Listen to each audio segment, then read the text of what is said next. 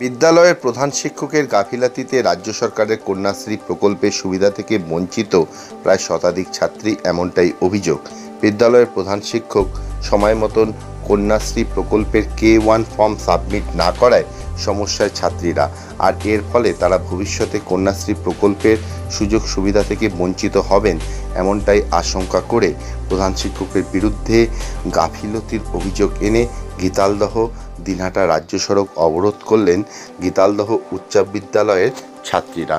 তাদের অভিযোগ, কন্যাশ্রী প্রকল্পের ফর্ম ফিল আপ করার জন্য তারা বিডিও অফিসে যোগাযোগ করলে বিডিও অফিস থেকে তাদের স্পষ্ট জানিয়ে দেওয়া হয় তাদের স্কুল থেকে এখনও পর্যন্ত K1 ফর্ম বিডিও অফিসে জমা দেওয়া হয়নি।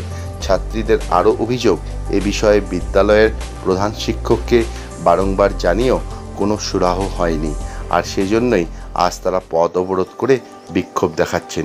যদিও এ বিষয়ে গীতালদহ উচ্চ বিদ্যালয়ের প্রধান শিক্ষক মলয় কুমার দাস বিদ্যালয়ের গাফিলতির অভিযোগ সম্পূর্ণ অস্বীকার করে জানান, যখন ফর্ম ফিল আপের সময় চলছিল তখন ওই ছাত্রছাত্রীরা অনুপস্থিত ছিল, আর এর ফলেই তাদের নাম বাদ গিয়েছে। তিনি আরও জানান, আগামী 4 জুন থেকে পুনরায় ফর্ম ফিল আপ শুরু হবে। পাশাপাশি বিদ্যালয়ের প্রধান শিক্ষক মুচলেকা দেন, যদি ছাত্রীদের টাকা না ঢোকে তাহলে তিনি নিজে সেই টাকা পরিশোধ করবেন।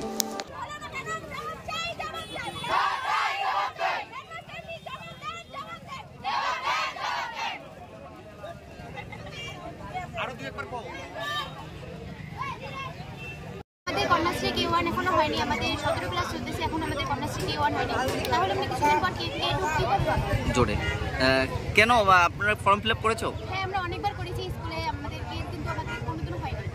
কার গাফিলতি মনে হচ্ছে? আমাদের স্কুলের গাফিলতি, কারণ আমরা বিডিও অফিসে গেছিলাম, কিন্তু ওখানে বলা হয়েছে যে আমার স্কুলে কোনো ফর্ম ওখানে জমা দেওয়া হয়নি।